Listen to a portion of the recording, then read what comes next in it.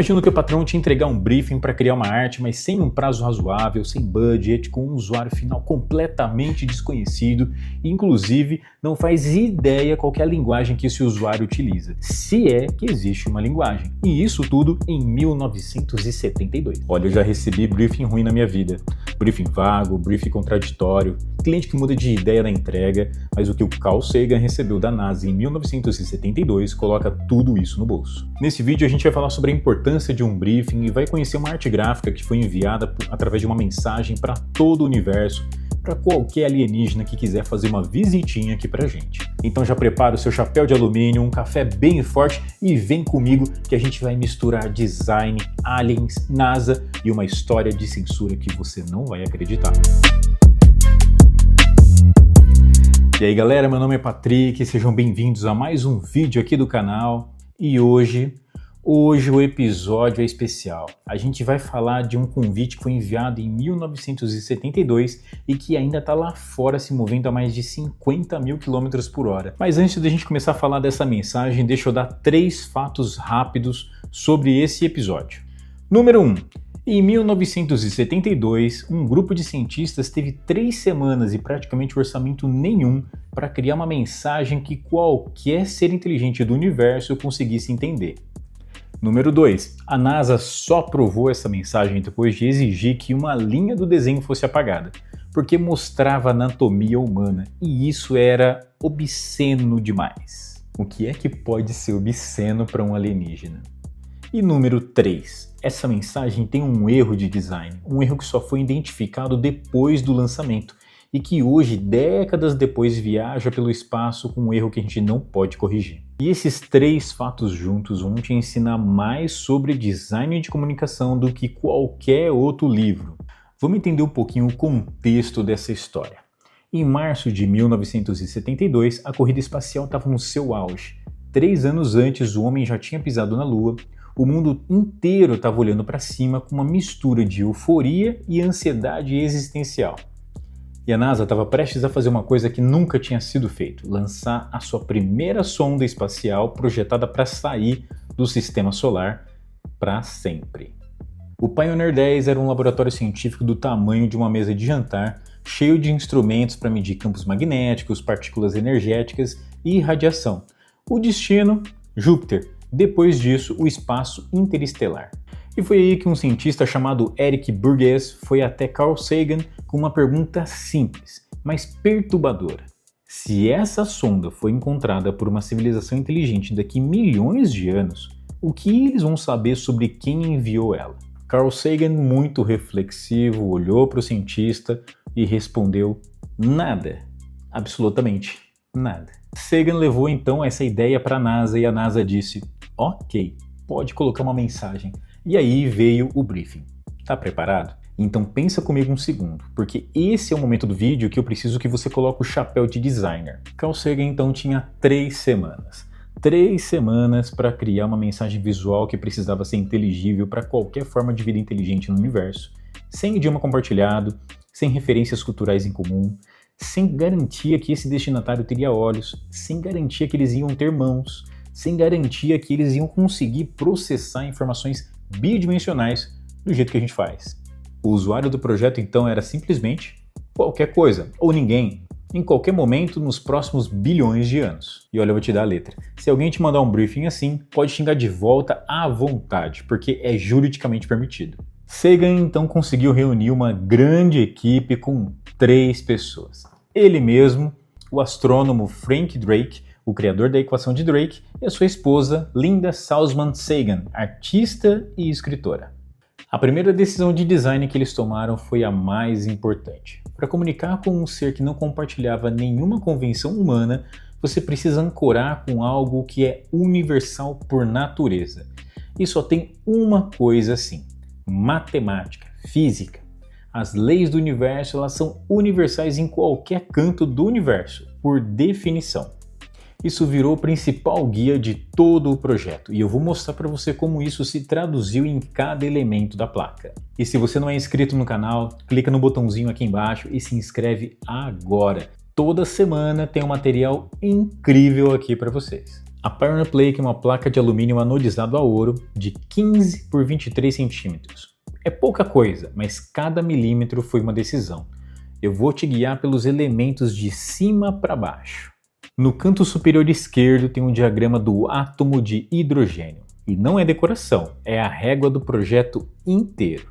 O hidrogênio é o elemento mais abundante do universo. Qualquer civilização suficientemente avançada para poder capturar essa sonda necessariamente conhece física. E a frequência de transição do hidrogênio emite um sinal de rádio extremamente preciso, 1420 MHz. Esse período de tempo de 0,7 bilionésimos de segundo é a unidade de medida que aparece em todo o resto da placa. É o pixel de todo o projeto, a base de toda a comunicação. Na esquerda tem um padrão que parece o raio-x de alguma coisa. São 15 linhas saindo de um ponto central, cada uma com um número binário. São as frequências de 14 pulsares que eram conhecidas em 1972. Essas pulsares são estrelas de nêutrons que emitem pulsos de rádio com uma precisão de um relógio atômico. Cada um tem uma assinatura de frequência única. A ideia é que qualquer civilização com astronomia avançada conhece os pulsares da galáxia e pode usar as 14 frequências dessa placa para triangular exatamente onde o nosso Sol fica em relação a elas. No centro, um homem e uma mulher nus. O homem com a mão direita levantada, gesto que Sagan e Drake assumiram como uma saudação, querendo mostrar a anatomia da mão aberta ao mesmo tempo. Os dois com uma escala relativa à sonda, que aparece desenhada atrás deles. A nudez foi uma escolha deliberada e muito bem pensada. As roupas, elas são uma convenção cultural. Um extraterrestre olhando para um ser humano de terno pode não distinguir um ser vivo de um objeto. Na parte inferior a gente tem o nosso sistema solar. O Sol à esquerda, os 8 planetas em fila e uma linha mostrando a trajetória da Pioneer saindo do terceiro planeta, passando pelo quinto e saindo para fora do sistema solar. Olhando para tudo isso, a gente vê uma obra-prima do design de informação. Um endereço, uma escala, um remetente, um mapa, sem usar nenhuma língua humana. Mas tudo isso tem um problema. E é um problema que me fascina desde que eu aprendi sobre essa placa. Olha bem para a linha do sistema solar. A trajetória da sonda ela tem uma seta na ponta. Essa seta aponta para fora do sistema solar, indicando uma direção de viagem. Para a gente isso é óbvio, é uma seta indicando uma direção. Todo mundo sabe disso. Mas por que todo mundo sabe disso? Pensa comigo, por que uma seta significa direção? Porque a gente é descendente de caçadores. As flechas foi por dezenas e milhares de anos a nossa tecnologia de caça. A nossa neurologia foi moldada para associar aquela forma pontiaguda com movimento e direção. É tão profundo que parece biológico, mas é cultural. Uma civilização que nunca precisou caçar, que nunca usou flecha, que evoluiu por um caminho completamente diferente do nosso, essa civilização pode olhar para aquela seta e não fazer nenhuma associação. E esse é o momento em que a Pioneer Plate deixa de ser uma história sobre aliens e vira uma história sobre design. Cada vez que você cria um ícone, uma interface, um infográfico, uma peça de comunicação, você está fazendo centenas de escolhas parecerem óbvias para você. Seta significa direção, lixeira significa excluir. Envelope significa e-mail, casa significa início. Cada um desses símbolos só funciona porque o seu usuário compartilha o mesmo repertório cultural que você. O nome técnico para tudo isso é assunções invisíveis. E todo designer carrega elas. A questão não é se você tem ou não. Você tem, a questão é se você conhece elas. Eu já entreguei projeto com problema de assunção invisível. Provavelmente você também já deve ter feito isso. A diferença entre um designer mediano e um designer excepcional não é não ter assunções, é saber pausar e perguntar. Essa escolha parece óbvia para mim. Será que é óbvio para quem vai usar? Carl Sagan não errou por descuido. Ele errou porque a seta estava tão profundamente codificada na sua visão de mundo que ele não conseguiu ver que era uma convenção. Mas esse não foi o único problema. E de longe não foi o maior deles. Tem uma história sobre a aprovação dessa placa que é difícil de acreditar. O design original das figuras humanas, o que a Linda Salzman Sagan entregou para aprovação, mostrava a anatomia feminina de uma forma mais completa. Uma linha que indicava a genitália feminina estava presente nesse esboço. John Nugel, que era o então chefe do escritório de ciência especial da NASA, disse: apaga essa linha, essa é a condição para aprovação. Pensa bem no que aconteceu. A NASA aprovou mandar uma mensagem para aliens com figuras humanas nuas, e até aí tudo bem. Mas a anatomia feminina detalhada era obscena demais. O São Francisco Examiner publicou um editorial chamando essa placa de Smut Interstellar, pornografia interestelar. Outros jornais publicaram a imagem com uma genitália masculina removida. Alguns removeram os mamilos femininos também. Uma placa criada para representar a humanidade para o universo virou um palco de debate sobre o que a humanidade achava obsceno. E tem uma crítica feminista que é legítima e importante. O crítico de arte Craig Owens apontou algo que quando você vê, não consegue mais não ver. Por que o homem está com a mão levantada em saudação, enquanto a mulher fica parada do lado dele? Quem decidiu que o homem seria o porta-voz da humanidade para o cosmos? Sagan reconheceu essa crítica e 5 anos depois, no Golden Record, a mensagem mais completa que a gente enviou para o espaço, a figura feminina aparece com o braço levantado, uma correção pequena, mas intencional.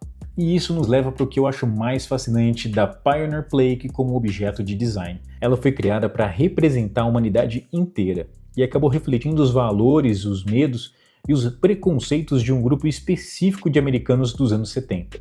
Isso não é uma crítica para o Sagan. É uma verdade sobre design. Todo projeto de comunicação carrega uma perspectiva de quem criou. Sempre.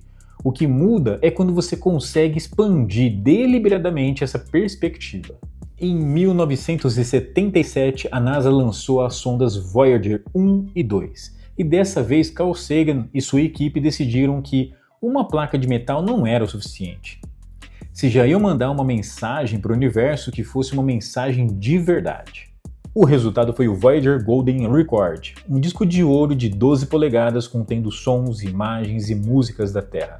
De Ba a Chuck Berry, de galeão javanês a canções aborígenes e 116 imagens codificadas nos próprios sulcos do vinil.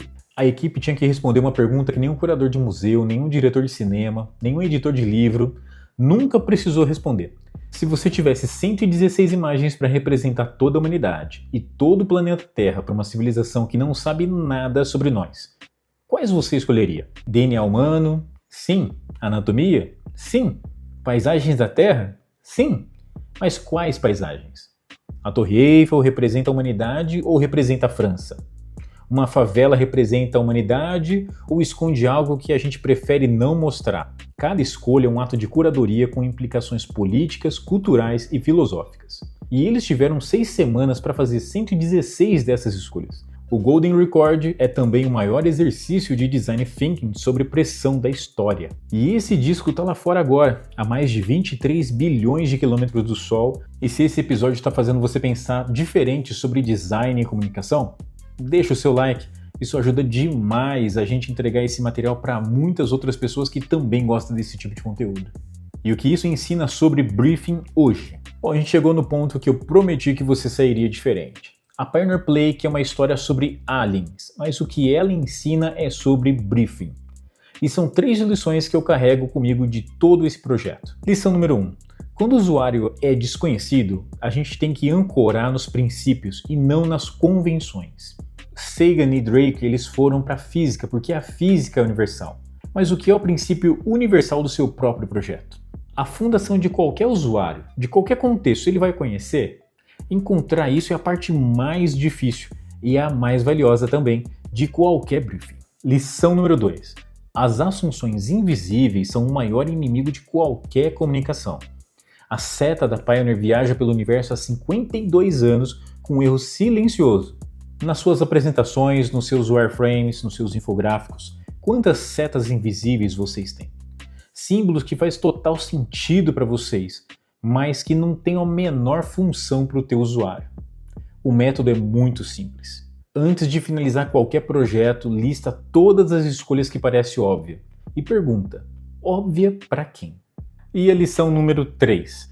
Todo projeto de comunicação reflete a perspectiva de quem criou. Isso não é um problema, é inevitável. O problema não é saber disso. A Pioneer Plaque refletiu os valores de um grupo específico em um momento específico. A Golden Record tentou expandir essa perspectiva. O que você pode fazer nos seus projetos é o mesmo. Expandir deliberadamente o número de perspectivas que informam suas decisões antes de entregar.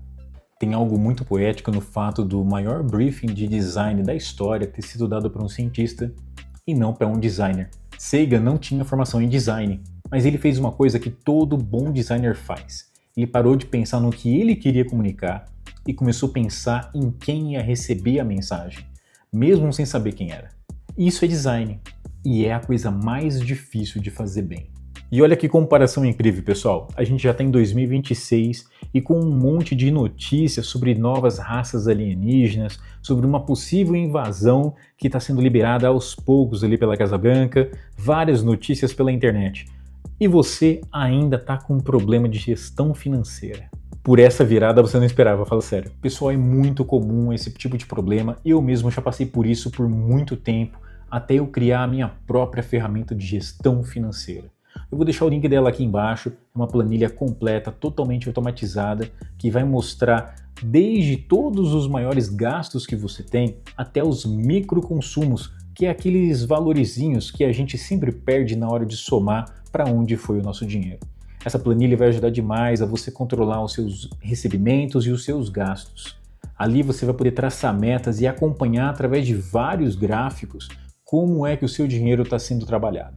Além da planilha, também vai chegar para você um mini curso que ensina como trabalhar todas as ferramentas que eu coloquei dentro da planilha. E para ficar melhor ainda, custa menos do que um hambúrguer. Não perde essa oportunidade, pessoal. Clica no link aqui embaixo na descrição e garante já a sua. E enquanto a gente está aqui conversando, pessoal, a Pioneer 10 está lá fora a mais de 15 bilhões de quilômetros do nosso Sol. A placa continua lá, parafusada na estrutura da sonda, com um átomo de hidrogênio, com o mapa das pulsares, com as figuras humanas, com uma seta que talvez nenhuma raça inteligente jamais entenda.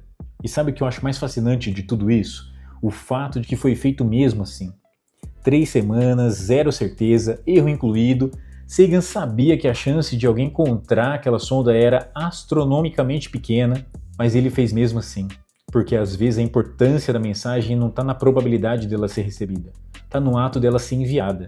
E eu desejo do fundo do meu coração que cada briefing que você receber, por mais impossível que pareça, tenha um pouco dessa energia. Galera, esse foi o episódio de hoje. Eu gostaria de agradecer demais a todo mundo que ficou comigo aqui até o final. Agradecer demais a todo mundo que já se inscreveu, que já deixou o like aqui nesse vídeo. Muito obrigado pela atenção de vocês. Vocês são 10, está sendo maravilhoso poder produzir esse tipo de conteúdo aqui no canal. Eu espero trazer muitos outros materiais interessantes que façam vocês refletir bastante sobre design, sobre história da arte e sobre o nosso universo também. Um forte abraço para todo mundo, que Deus abençoe a todos e até o nosso próximo vídeo.